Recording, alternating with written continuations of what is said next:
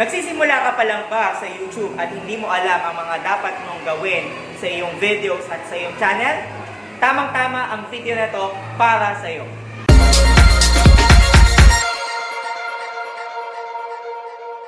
What's up mga ka-COPPA peeps? Welcome back to Team's World, and for today's video, i-share ko naman sa inyo yung mga tips, important tips para sa mga beginners na YouTuber. Check it out! Okay, tip number 1, focus. Kailangan nyo magkaroon ng focus on what topic you are going to share on YouTube.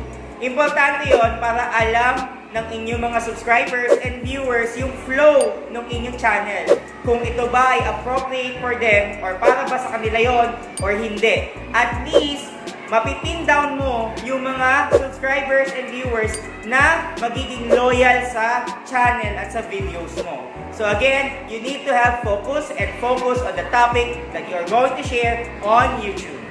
Okay, after you have focus, now you are going to put value. Kailangan may kahulugan at may importansya sa inyong manunood ang videos na papanoorin niya.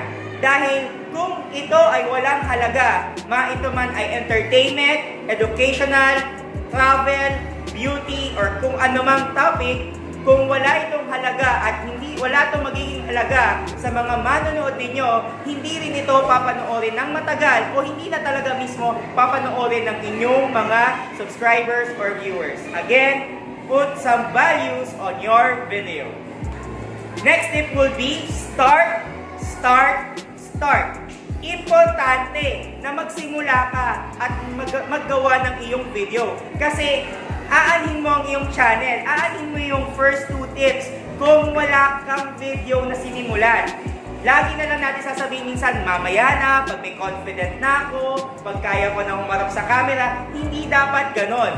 Kapag disidido ka na at gusto mo talaga maging YouTuber at magkaroon ng video, maging viral, you need to start a video. So again, our tip is start. Next tip would be consistency. Practice makes perfect. So ibig sabihin, along your journey on YouTube, you will be able to be near perfection or at least mapaganda mo ang iyong mga videos kung lagi kang nag-shoot ng videos, nag-edit ng videos, nag-upload ng videos on YouTube para mapanood ng iyong viewers. And hingan mo sila ng comments or feedbacks kung ano masasabi nila sa video mo. Like ngayon, ano ba masasabi niyo sa ating tips for the beginners on YouTube? Comment it down below. At kung meron pa kayong gusto makita sa aking video, also comment it down below. Again, you need to be consistent para na rin merong alam or merong susundan ng inyong mga viewers at subscribers sa inyong channel. Be consistent. Next tip will be prepared for haters. As they say, haters are your elevators. Natural lamang na may mga taong hindi makakagusto ng video mo or magko-comment ng hindi maganda tungkol sa video mo. Maaaring sa lighting, sa background, sa sounds, or sa buong videos mo. So, hindi kailangan ng isang YouTuber ang pusong mamon. Kailangan matutunan mo na tanggapin ang mga criticism at even ang mga bashing ng iyong viewers at subscribers. So again, be prepared for haters. Next topic will be hustle. Ibig sabihin, work.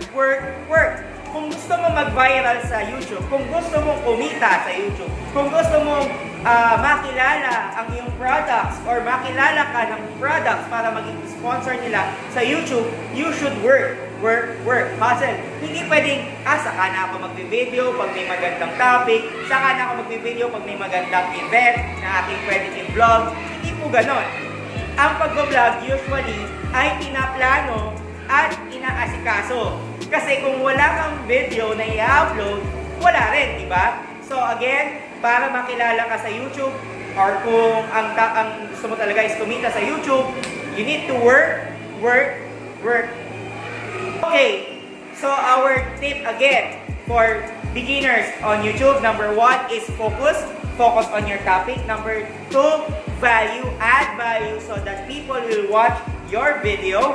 Number 3 will be start. Ibig sabihin, you need to start and make a video so that your viewers and subscribers may mapapanood silang video from you. And next will be consistency. Kailangan meron kang plano at direksyon sa iyong channel. At ito na rin yung magiging way para ma-practice mo yung pag-YouTube mo at saka para maging better yung mga videos mo. Next is be prepared for haters. Not everyone will love your video. And lastly, hustle. So that makakuha mo yung pagkakataon na may mag-viral or may makilalang videos mo dito sa YouTube. Okay, mga ka-COPPA, that's it for our vlog for today. If you like this video, give it a thumbs up. Please don't forget to click the red button to subscribe to my channel and then click the bell button to be notified every time I post a video.